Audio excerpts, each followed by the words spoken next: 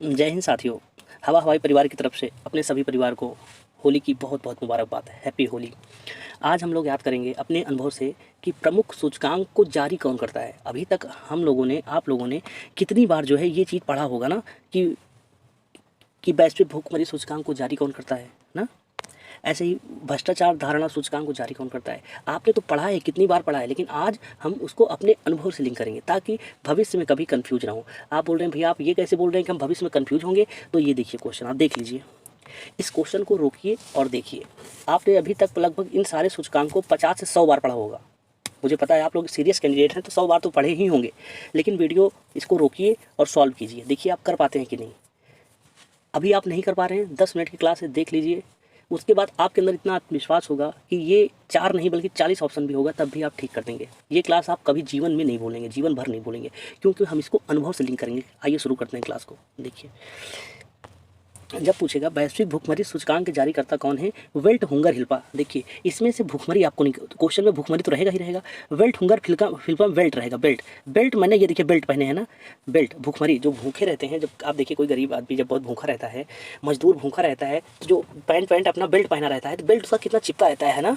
देखे होंगे आप, जैसे रोड पे देखिए जो भीख मांगते हैं उनको देखिए, छोटे छोटे बच्चे, मतलब बेल्ट जो पैंट उनकी इतनी ढीली रहती है, इस वजह से वो बेल्ट लगाए रहते हैं। देखिए भूखे हैं तभी तो बेल्ट लगाए हैं ना। जैसे और लोग तो, बड़े लोग तो फैशन में लगाते हैं बेल्ट, लेकिन गरीब आदमी बेल्ट वो जो है उसका पैंट नीचे न सरक जाए भूख के मारे, इस वजह से वो बेल्ट लगाया रहता है। इमेज आपका बन गया। अब सोचिए जब कभी आएगा वैश्विक भुखमरी सूचकांक तो भुखमरी देखते ही आपका दिमाग तुरंत जाएगा यार कि भुखमरी की वजह से, भूख की वजह से वो बेल्ट लगाया था। देखिए अब हुंगर फिल्का आपको याद रहे या ना रहे, लेकिन बेल्ट तो याद रहेगा। इमेज बना लीजिए। आप कहीं ना कहीं तो देखे होंगे, जब कहीं पढ़ने गए होंगे, पेपर देने होंगे, कोई नज़र में आपके तो आया होगा। अगर नहीं अभी तक नहीं आया है तो आप जब कभी देखेंगे ये क्वेश्चन आपका हमेशा हमेशा के लिए रिकॉल हो जाएगा।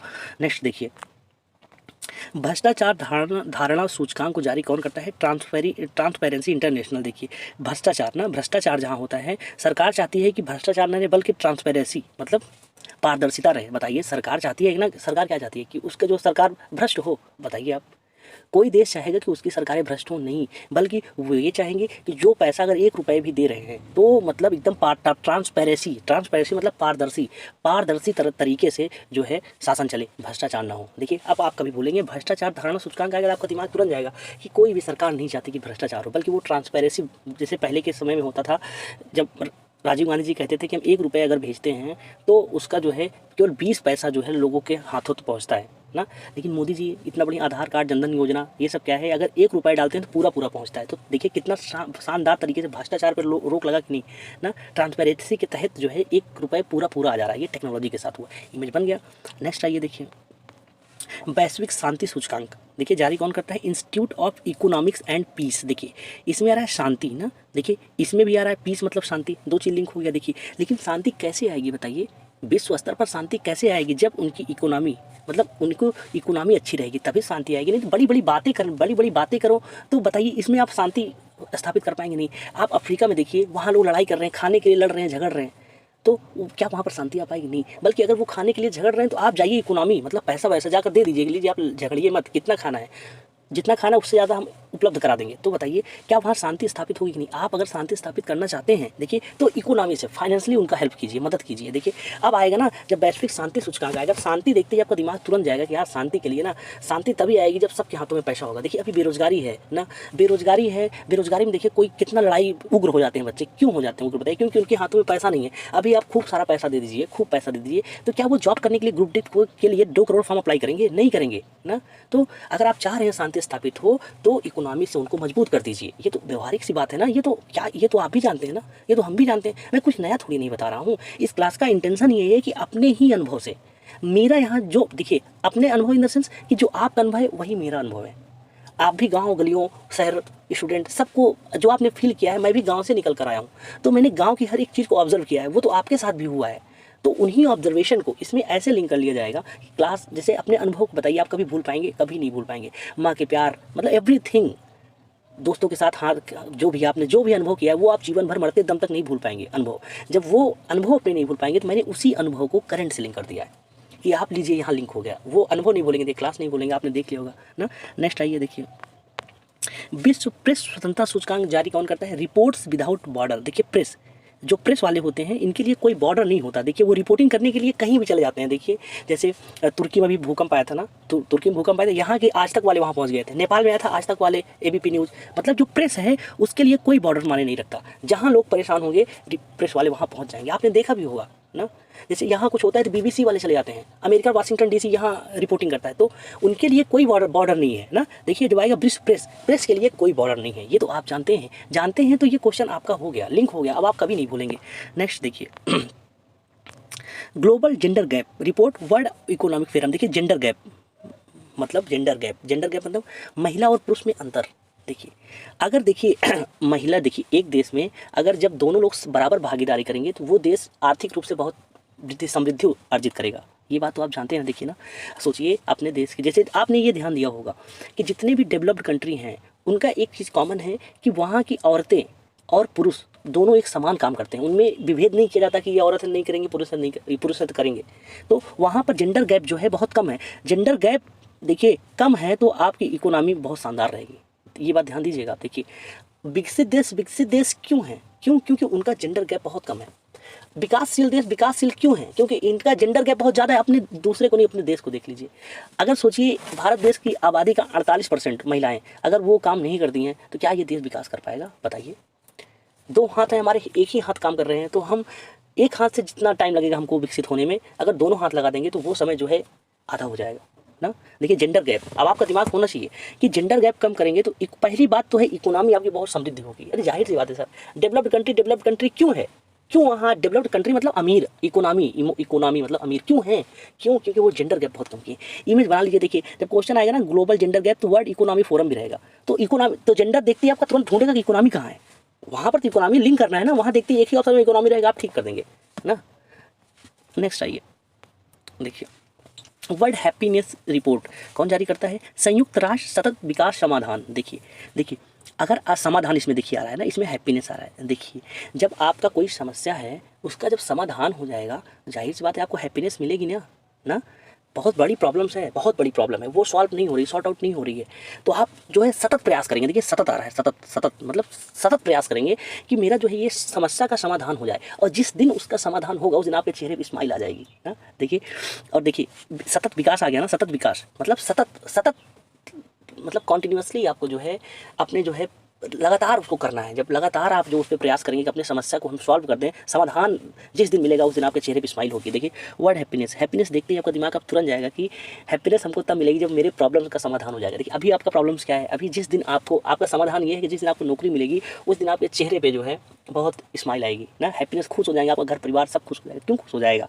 क्योंकि आपने समाधान बता दिया है। समाधान अभी सबसे बड़ा समाधान हमारा वही है, उसको लक्ष्य कहिए चाहे समाधान कहिए। जिस दिन हमें समाधान हमारा मिल जाएगा, हमें सक्सेसफुल मिल जाएगी, उस दिन हमारा पूरा घर हैप्पीनेस खुश हो जाएगा। नेक्स्ट देखिए विश्व लोकतंत्र सूचकांक। देखिए इकोनॉमिक्स इंटेलिजेंस यूनिट ये जारी करता है। देखिए लोकतंत्र का जो प्रधानमंत्री हैं, जो पद पर बैठे हैं, वो बहुत ही मतलब इंटेलिजेंस होने चाहिए। अपने भारत को ध्यान दीजिए कि देखिए भारत इतना बड़ा, सबसे बड़ा लोकतंत्र भारत का लोकतंत्र है ना, तो जाहिर सी बात इतने बड़े देश को 140 करोड़ की आबादी को चलाने के लिए बहुत ही इंटेलिजेंस प्रधानमंत्री होने चाहिए। और मोदी जी को देखकर इसमें कोई शक है ही नहीं कि इंटेलिजेंट नहीं है। इन्होंने बता दिया कि मैटर लोकतंत्र में पढ़ाई नहीं करता कि आप अगर डिग्री डॉक्टर हैं तभी PhD किए हुए हैं तभी आप देश को चला सकते हैं। देश चलाने के लिए चाहिए अनुभव, जो इनके पास बहुत शानदार है। तो ये इंटेलिजेंस तो है। आपने देखा होगा कि मोदी जी उस टॉपिक पर भी 2-2 घंटे डिस्कस कर देते हैं जिसपे बड़े बड़े PhD करने वाले आधा घंटा मात्र बोल पाएंगे। आपने देखा होगा। तो इंटेलिजेंस तो कूट के भरा है। उसके साथ ये इकोनॉमिस्ट भी हैं। कह दीजिए कैसे GST ना, आपने GST को अगर वाइडर वे में देखिए तो GST एक बहुत शानदार है कि मतलब बहुत छोटे छोटे जो कर थे उसको मिला के इन्होंने एक कर दिया। तो बहुत बड़ा मतलब क्रांतिकारी ये चेंजेस है। तो इंटेलिजेंस मोदी जी तो हैं, अपने लोकतंत्र, इतने बड़े लोकतंत्र को चला रहे हैं, जाहिर सी बात है वो इंटेलिजेंस है ही, इसमें नो डाउट। आप जो है आलोचना कर सकते हैं लेकिन इनके इंटेलिजेंस पर शक नहीं कर सकते।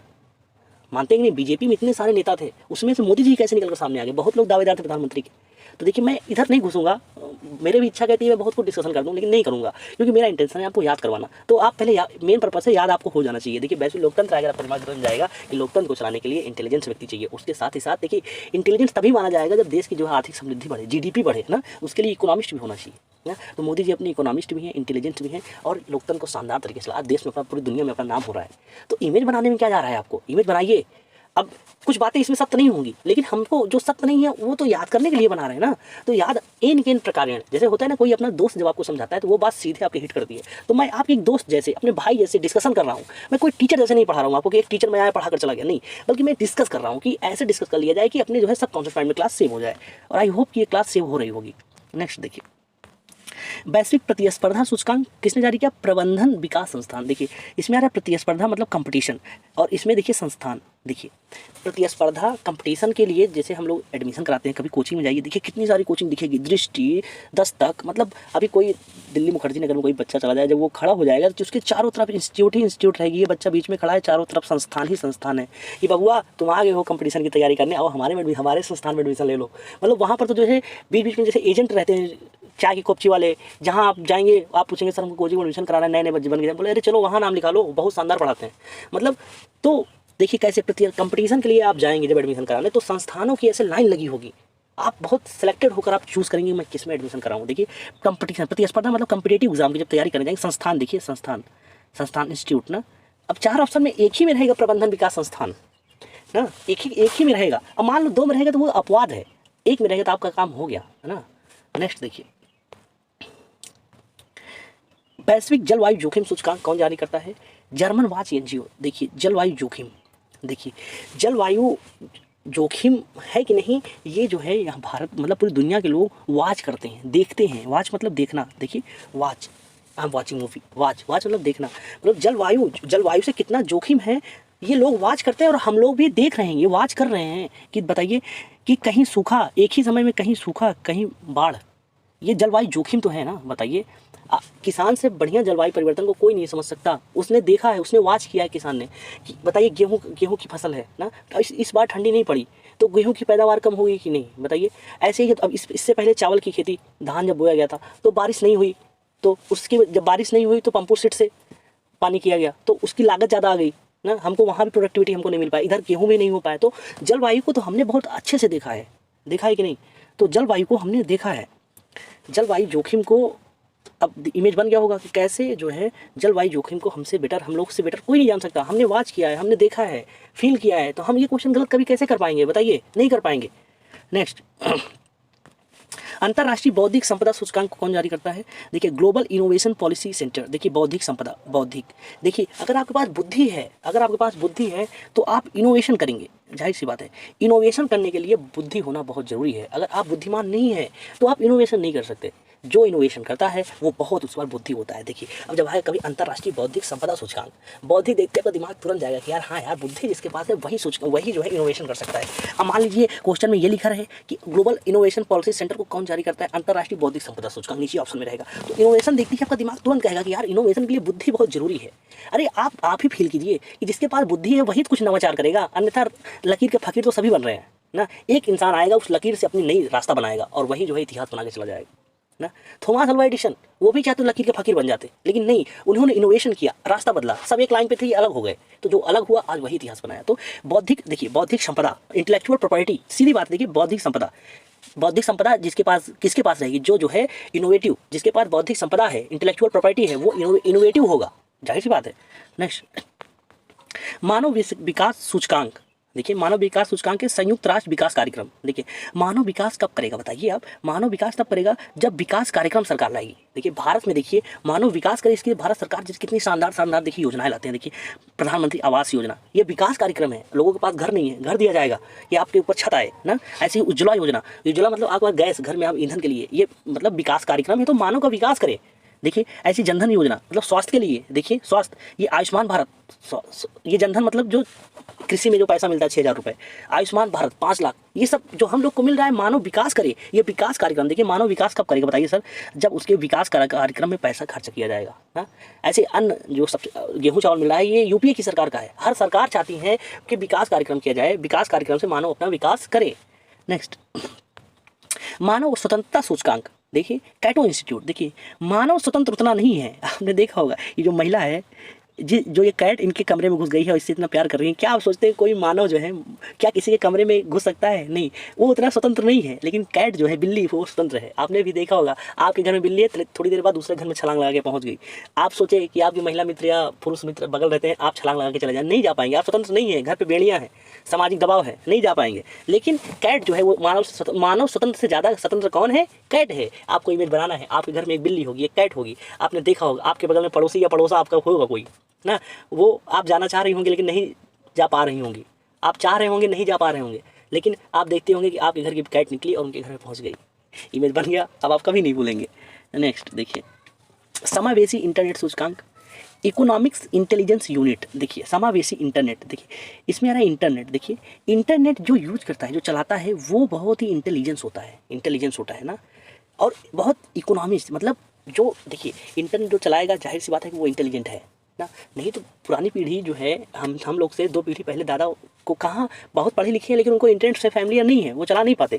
तो आज के बच्चे कितने इंटेलिजेंट है, छोटे से हैं, वो इंटरनेट चला रहे हैं। देखिए जो इंटरनेट चला रहा है बहुत इंटेलिजेंट है ना, वो इंटेलिजेंट है तो आप उससे धोखाधड़ी भी नहीं कर सकते। देखिए जैसे कभी कभी अभी घर पे आप लोग अभी छोड़, हम लोग तो अपने मतलब दादा और माँ बाप से बहुत छोटे हैं, मतलब उनके एक्सपीरियंस से भी बहुत कम है, और बस एक पीढ़ी हमारी जनरेशन आगे हो गई है ना। तो हम लोग कॉल कर कहते क्या कहते हैं, मम्मी अगर कोई OTP मांगेगा तो आप मत दीजिएगा ना। तो देखिए इंटरनेट चला रहे हैं तभी तो हमको पता है ना इंटरनेट फ्रॉड हो सकता है। और माँ बाप भले ही बहुत पढ़े लिखे हों, लेकिन ये टेक्नोलॉजी तो हमारे लोग के टाइम पे आई है ना, तो हम लोग ज़्यादा जानते हैं। तो इंटरनेट जो चलाता है बहुत इंटेलिजेंस होता है, और उससे आप इकोनॉमी मतलब आर्थिक चूना उसको नहीं लगा सकते, क्योंकि वो आज का है। देखिए इमेज बन गया आसानी से। देखिए अब तो मैंने जो लिंक कराया है ना, जो अब ये अभी आपको लग रहा है कि भैया कहीं मैं भूल ना जाऊँ जो आपने याद करवाया, तो मैंने शुरू में जो आपको क्वेश्चन दिखाया था, ये देखिए। अब मैं इसको बताऊँगा नहीं, इसको आप वीडियो रोकिए और लगाइए। मुझे जहाँ तक पता है, क्योंकि ये क्लास जो मैं आपको डिलीवर कर रहा हूँ, इस आपको डिलीवर करने से पहले जो मेरे साथ में दोस्त यार रहते हैं, उनसे एक बार डिस्कस करते हैं, तो उनका मानना है कि भैया ये क्लास मैं कभी नहीं भूलूंगा, क्योंकि ये क्लास अनुभव से मैंने लिंक किया है। तो ये क्लास आप जब ये क्लास ख़त्म हो जाएगी तो आप लगा लीजिएगा। मुझे जहाँ तक पता है, दोस्तों ने कहा है कि ये क्लास जो है आप कभी नहीं भूल पाएंगे। जैसा होगा, अगर आप भी एक सही कर ले रहे हैं तो कमेंट में जो है ऑप्शन, कमेंट में इसका आंसर दीजिएगा और बताइएगा कि ये क्लास कैसे लगी। आप लोग अपना ख्याल रखिएगा, मिलते हैं नेक्स्ट क्लास में। जय हिंद, जय भारत।